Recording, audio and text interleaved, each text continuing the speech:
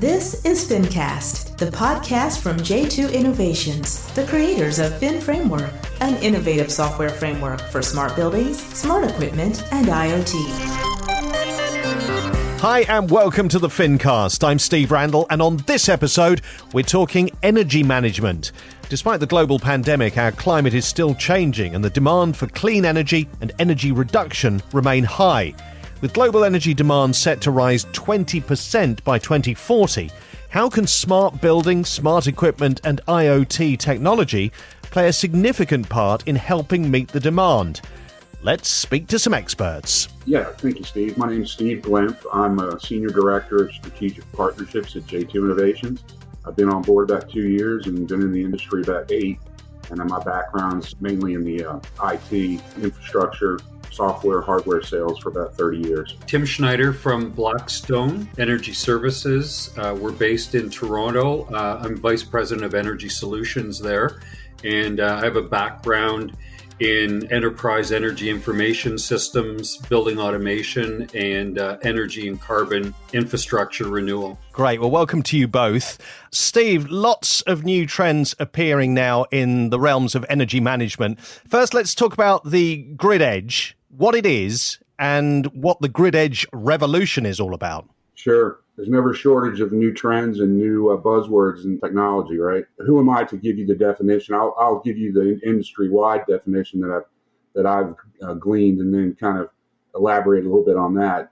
So the industry definition: the grid edge comprises technology, solutions, and business models advancing the transition toward a decentralized, distributed, and transactive electric grid. I kind of use an analogy in my background in the computing industry where, if you think back into the day, you had your mainframe computer, very centralized, not a lot of flexibility in terms of meeting the needs of different departments in the business, pretty much a one-way type of approach in the computing industry. It evolved into a distributed enterprise systems approach, which really enabled applications and end users to customize and get their unique applications built faster. So just more of a decentralized approach. I kind of look at that as to what the grid edge now is. It's pretty much been the same for decades. You had these large power plants producing energy. The energy flows through to consumers and buildings through the grid. Now with grid edge, mostly coming from renewable sources like wind and solar, I would just say in a nutshell, it's more of a decentralized approach, enabling end users and consumers to leverage the latest technologies with smart technologies and energy efficient solar and wind. And we kind of had the two things converging, don't we? We have the drive towards net zero energy solutions, energy management is key to that. And also we have the whole thing around smart buildings, smart equipment, and IoT, of course. And how does this fit in with the whole drive towards the way we manage buildings smarter? Yeah, and that's really our focus at J2, is focusing on smart buildings, smart equipment, and IoT. So really these technologies at the grid edge, in my opinion, will help buildings and equipment make the best use of their energy. In other words, smarter. And the building industry is really under a lot of pressure to reduce carbon footprint. So the challenges, in doing that traditionally have been being able to really integrate with all the different systems and platforms that make up a building and the energy ecosystem. So that's where J2 and the Fin framework is uniquely positioned. We really are kind of the glue that pulls all that together, normalizes the data so that now folks like Blackstone and analytics companies and enterprise applications can make sense of all the vast amounts of device data, equipment data, and systems data flowing in and out of buildings and equipment. Great. Well, we'll talk more about the technology in just a moment. But Tim, you're obviously at the coalface of energy management. What challenges do you have with regards analytics and controlling? We work right across multiple sectors in the built environment predominantly. So we're dealing with hospitals, universities, K-12 schools, commercial sector buildings. So we're seeing both new buildings and we're seeing old buildings. We're seeing buildings that are retrofitted with some of the technologies that Steve talked about earlier, sort of newer control systems, some that you can connect with, some that are difficult to connect to. So what we're seeing is a real need to connect a lot of these disparate systems and bring them together into a cohesive, manageable actionable platform where we can really create insights and glean out of what that information is providing us and then take actionable steps to correct it. Because you talked about carbon net zero earlier. We're in Canada, so hey, that just got legislated. I know I lived in the UK for years. It's been non-discretionary to get these things done in Canada, and I think you'll see in the US, it's becoming a non-discretionary function. So using these types of technologies allow you to harness the information and systems that you need to take those steps and move forward with purpose. And in a fairly competitive environment for capital these days, being able to provide insights and investment grade business cases for that precious capital that businesses are trying to understand where they need to spend to achieve these goals. So that's sort of where we're seeing things right now in the direction a lot of our clients are taking and focused on. And your professional analytics controller is called BlackPack, isn't it? Yes. This leads onto your collaboration with J2. How has their technology helped you with BlackPack and managing smart buildings and smart grids? I've kissed a lot of frogs in this industry over the last 25 years. Hey, Tim, I resemble that remark. Well, listen, it's been exciting working with J2I. I've known many of the people that are involved in the organization. We've all sort of grown up through that sort of journey that you talked about earlier, Steve, the transition of sort of centralized and proprietary solutions to sort of edge-based cloud computing and pulling those systems together. So really what J2I's brought to us is a really thoughtful and mature framework that allows us to solve a lot of these problems that we have connecting older proprietary systems that weren't meant to talk together, like we're doing V2G now. So we're connecting electric vehicles to buildings to power them.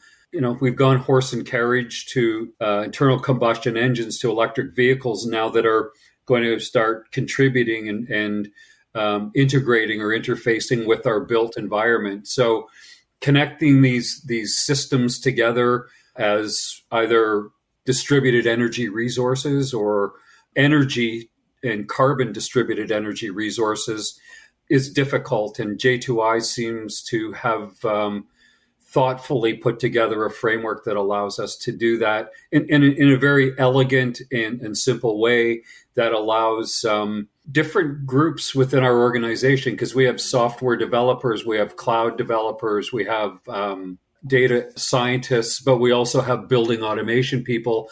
And the J2I platform has been structured in a way that it simplifies as necessary for those different subject matter experts to come together to deliver these solutions. Yeah, just to build on that, Tim, what enables us to be able to do that, as you know, is we really stand on the shoulders of Project Haystack, which, if you're not familiar, I'm sure you are, but is really an industry consortium of folks that have been in the building industry. And actually, J2's one of the founding members.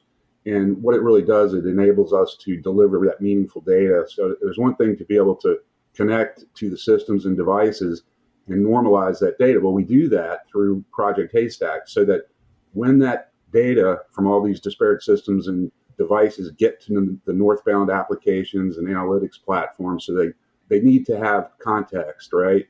And for years and years, it's like just a flow of meaningless data, and it would take people a tremendous amount of time to try to make sense of that data, if that resonates with you. So we really leverage that, and it automates and makes things a lot easier for people in the field who are implementing Fin, and also the folks who are consuming the data from Fin on the northbound, as I like to say, the northbound flow of the data. So, Tim, have you got any real-world examples of how BlackPack has been used? Yes. So we connect multiple buildings together.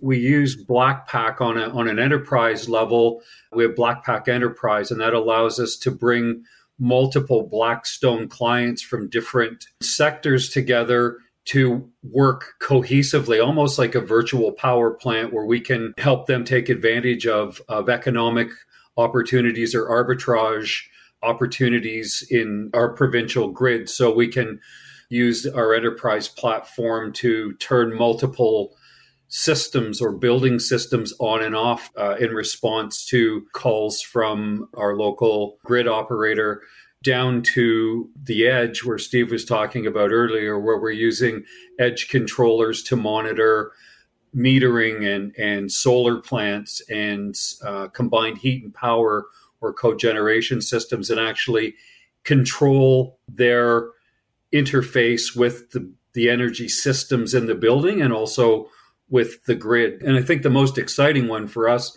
is this, what I mentioned earlier, vehicles bidirectionally. I think most people would think of a vehicle getting charged with energy or electricity from a building.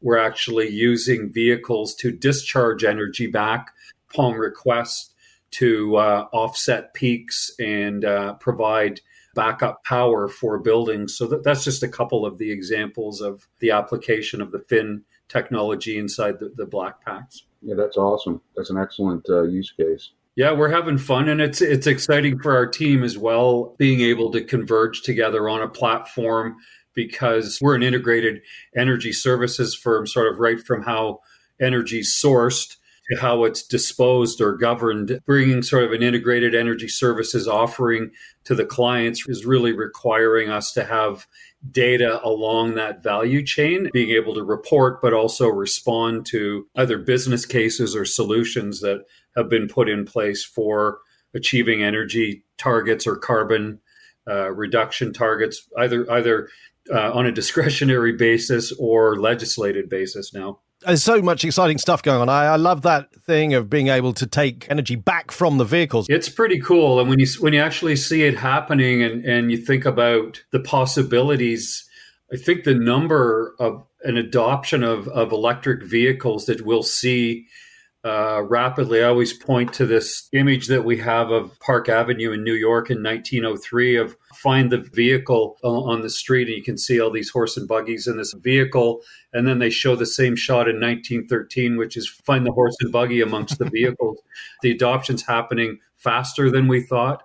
So I think we're going to have very interesting mobile power sources in large scales, where 10 vehicles are the equivalent of a 500-foot tall 2 megawatt wind turbines. Think about how many vehicles are in your parking lot right now. So it's a very interesting space. And again, having edge controllers and integration with other systems, either on an enterprise or in building, creates a lot of possibilities. Hey, Tim, I was just going to ask you a question. So when I was talking about Project Haystack and I was looking into some other things, I saw this term green button. Are you familiar with that term? It basically says that it enables energy management software companies to use the same code base to extract and analyze meter data from multiple utilities. And based on what you were just saying, how you guys work in the enterprise, but also with the utilities. Have you heard of that initiative? Yes. There's all these, everybody battling. It's like VHS and beta, everybody battling for their standard. Green button in certainly in Canada is emerging as a real possibility to sort of create standards and conventions to gather data. Yeah, it's pretty exciting. Steve, as people are planning smart buildings, how can energy managers use technology to be futuristic and be ahead of the curve on that? Sometimes I like to break it down to just simple blocking and tackling. And I think that in that respect, they really need to choose open systems type solutions. On the very front end, as designers or building owners are putting together their plans for new buildings or retrofits, going with an open integration mindset and those type of technologies makes everything pretty seamless on the back end. Yeah, because somebody may say, hey, look, we've got a great system. It's got everything you will ever need. How many times have we heard that from somebody selling you something? But actually, we don't know what technology is just around the corner, and somebody may come up with just one bit of it. And if that can fit into a framework that's already there, well, you're good to go. That's our mantra, open integration. We have our open connector framework, so we basically connect to every protocol that's out there in the building industry, and we have the flexibility to add new connectors as newer technologies come along, or we come across older systems that are out there that are still working, and maybe they're doing a partial retrofit, and there's equipment out there that's still working. Well, why replace it? But they need that to include that in the whole solution. So that's really where we do a lot of that heavy lifting at the edge, do that data cleansing, and really provide a great data feed, and as I mentioned earlier, the enterprise to really leverage that data and as Tim said, to act on it and to be able to deliver real value back to their customers and savings. Yeah, absolutely. And what's the thing that sort of is really exciting you right now? What gets you jumping out of bed in the morning, excited to go to work? Well, if you're asking me, I just got two of my daughters married off this year, so I think I can take a break for a few years until my next one comes, wanting to be married. So no, I just love the technology. As I said at the top, there's always something new and coming out in technology and keeping up with the latest trends. I'm very confident that J2 and the Fin framework and our team is uniquely positioned to capitalize on this journey that we're on with folks like Blackstone. And Tim, the same question to you, because I guess, the renewed, I mean, it's always been there, but it's almost the renewed urgency for the drive towards just a better way of managing our energy systems must be exciting for your business. Yeah, it's I've been doing this quite a long time, and I have to say, you nailed it. It is exciting to get up every day. Just the rate at which technology is changing, and let's face it, what we did wasn't dinner party chatter. This is a climate crisis.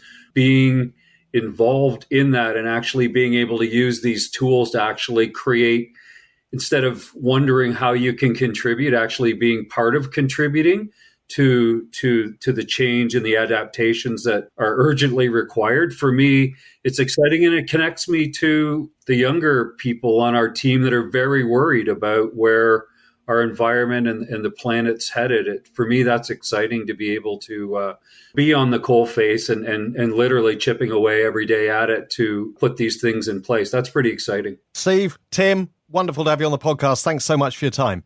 Thank you, guys. Cheers, then. Thank you. And thank you for listening. There's no doubt the way we manage energy is driving a transformation at the grid edge, with smart buildings, smart equipment, and IoT being at the forefront of this revolution.